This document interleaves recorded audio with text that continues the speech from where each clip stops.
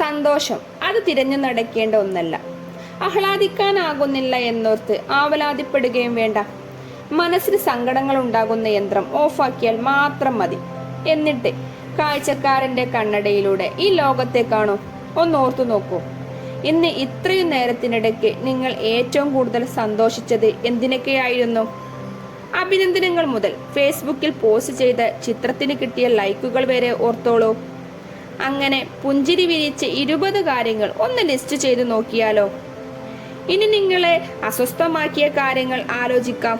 ദോശ കരിഞ്ഞു പോയത് മുതൽ ഓഫീസിൽ തൊട്ടടുത്തിരിക്കുന്നവർ നിങ്ങൾക്ക് നേരെ നീട്ടിയ സ്നേഹപ്പാര വരെയാകാം. ഏതാണ് നിങ്ങൾക്ക് വളരെ എളുപ്പത്തിൽ അധികം ആലോചിക്കാതെ എഴുതാനായത്? ആദ്യത്തേതാണെങ്കിൽ നിങ്ങൾ ഭാഗ്യവാനാണ്. സന്തോഷങ്ങളെ തിരിച്ചറിയാനാകുന്ന ആ കണ്ണട നിങ്ങൾക്ക് സ്വന്തമാണ്. മറിച്ചായാൽ ഒന്ന് ഓർക്കുക, ആ കണ്ണടയിൽ സന്തോഷത്തെ മായ്ച്ചു കളയുന്ന എണ്ണമെഴുക്ക് പുരണ്ടിയിട്ടുണ്ട്. ആഹ്ലാദത്തിന്റെ പൂക്കൾ വിരിഞ്ഞു നിൽക്കുന്ന ഈ ലോകത്തെ മഴവിൽ ഭംഗിയോടെ ചിലർക്ക് കാണാനാകുന്നില്ല. അവരാണ് പറയുന്നത്, എന്തുണ്ടായിട്ടെന്താ, ഒരു സമാധാനമില്ലെന്നേ. ലോകമിന്ന് ഓടുന്നത് സന്തോഷിക്കാനും സമാധാനം ലഭിക്കാനുള്ള വഴി തേടിയാണ്.